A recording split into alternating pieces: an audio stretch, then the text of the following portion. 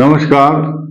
कन्या राशि पर विशेष रूप से चर्चा करेंगे क्योंकि ये जो मास है ये कन्या राशि का ही है और कन्या राशि पर ही इस मास के मध्य काल में अर्थात अमावस्या को 14 अक्टूबर 2023 को ये सूर्य ग्रहण आया था। सूर्य ग्रहण चला गया है, लेकिन एक नई बात का रहस्य और खुलासा मैं आपको कर रहा हूं। कन्या राशि पर जब से सृष्टि का आरंभ हुआ है तब से और हमेशा सूर्य के रहते रहते कन्या राशि पर विजयादशमी, श्राद्ध और नवरात्र का पर्व मनाया जाता है। लेकिन इस वर्ष, हालांकि पहले भी उन वर्षों में यह पर्व तुला राशि के सूर्यों में मनाया जा चुका है जिन जिन वर्षों में अधिक मास होता है, क्योंकि इस वर्ष 2 बार श्रावण मास आया है। इसीलिए विजयादशमी का जो पर्व है वो कन्या राशि के सूर्य में नहीं होगा। नीच राशि में जब सूर्य होगा तो विजयादशमी का पर्व होगा। ये कन्या राशि के लिए ज्यादा महत्व की बात नहीं है, क्योंकि कन्या राशि के प्रभुत्व का जो मास है वो है आश्विन मास। तो कन्या राशि पर ग्रहण आया 14 तारीख को, अक्टूबर को। तो कन्या राशि का जो मास है वो ग्रस्त हुआ किससे? 2 ग्रहण से। इसलिए कन्या राशि के लिए अशांति, तनाव, चिंता। और अभी जो ग्रहण आ रहा है चंद्र ग्रहण, अष्टम भाव ही कष्ट वाला भाव है। नवम भाव शुभ माना गया है, भाग्य की वृद्धि करता है। अष्ट भाव कष्ट देता है। अष्टम भाव में जब चंद्रमा आएगा, मेष राशि में चंद्रमा होगा 28 तारीख को अक्टूबर को। कन्या राशि के लिए अष्टम भाव में चंद्रमा अशांति, तनाव, चिंता तथा दाम्पत्य जीवन को प्रभावित करता है। यही कारण है कि कन्या राशि के लिए पहले से ही चल रहे दूसरे भाव में केतु तथा अष्टम भाव में राहु ये अशांति, तनाव का कारण बन रहे थे। लेकिन अब क्या है, सिर मुंडाते ही ओले पड़े, यानी कि आपके लिए पहले से ही कष्टकारक चल रहा है राहु और अष्टम चंद्रमा, जो कि आपके स्वास्थ्य का स्वामी है, स्वास्थ्य को प्रभावित करता है। तो ये आपके अष्टम भाव में होगा। बृहस्पति आपको लाभ नहीं दे रहा है क्योंकि वो सप्तम और चतुर्थ का स्वामी होकर राहु के साथ है।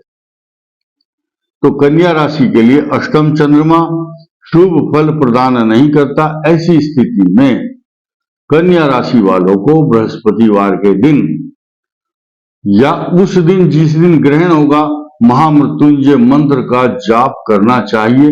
और कब करना चाहिए? खासतौर से जो ग्रहण काल है, रात को 1 बजे से लेकर सुबह 4 बजे तक, ये समय सोने का नहीं है, आपको जागना है।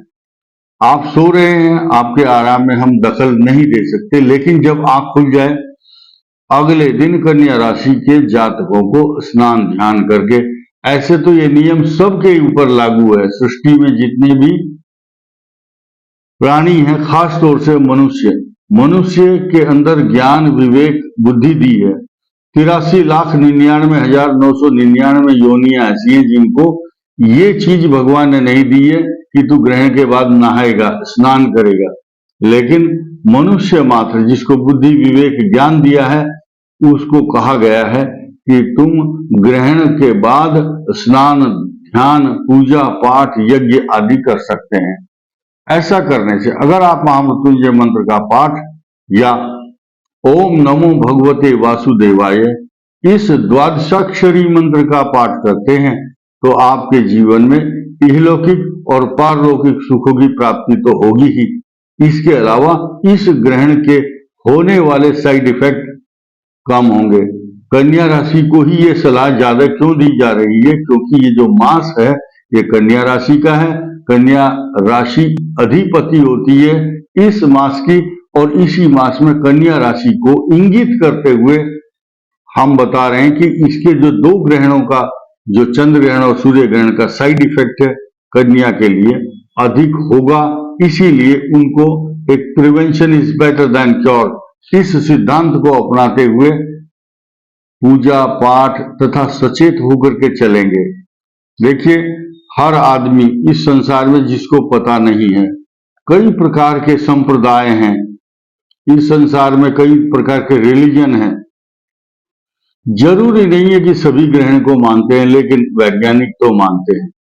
एक विज्ञान का जो नियम है, साइंस का खगोलीय घटना है, चांद इफेक्टेड तो हो रहा है, उसके ऊपर मलिनता भी आ रही है, और ये जो ग्रहण होते हैं 10 साल पहले 20 साल पहले इन ग्रहण की जो गणना है ये पंचांगों में पहले से ही लगा दी गई है। कोई और दूसरा साइंस ऐसा नहीं है जो हमारे पास आकर के हमें बताए कि अब से 10 साल बाद कौन सा ग्रहण होगा। लेकिन आप हमसे पूछ सकते हो अब से 20 साल बाद कौन सा ग्रहण होगा, किस दिन होगा, किस तारीख को होगा, किस समय होगा, ये हम बताएंगे। तो अप्रत्यक्षाणि शास्त्राणि विवादस्तेषु केवलम प्रत्यक्षम ज्योतिषम शास्त्रम चंद्रार्कौ यत्र साक्षिणौ। सूर्य और चंद्रमा एक ऐसे साक्षी हैं जिनकी परिभ्रमण करने से ही ज्योतिष की गणना की जाती है, और बहुत लंबे समय तक इस प्रकार की घटनाएं आप देखेंगे कि किसी भी ग्रहण के विषय में, तिथि और त्योहार के बारे में 10-10 साल पहले के रिकॉर्ड हैं।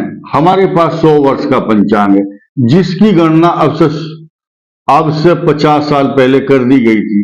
तो ये विज्ञान है, और इसकी जो बातें हैं उन पर पालन करने से मनुष्य को एक मार्ग दर्शन मिलता है, मार्ग प्रशस्त होता है, मनुष्य सावधानी ले सकता है। इन कामों को सुनने के बाद आप देखेंगे कि इस देश के अंदर जो जो घटनाएं हुई हैं, पिछले वीडियो में हमने जो घटनाओं का चर्चा की थी, भूकंप, युद्ध परस्पर दो देशों के बीच, तो ये जो घटनाएं ये पहले से ही पूर्व निर्धारित प्रिडिक्ट की जाती हैं, और वो फिर घटनाएं सही होती हैं।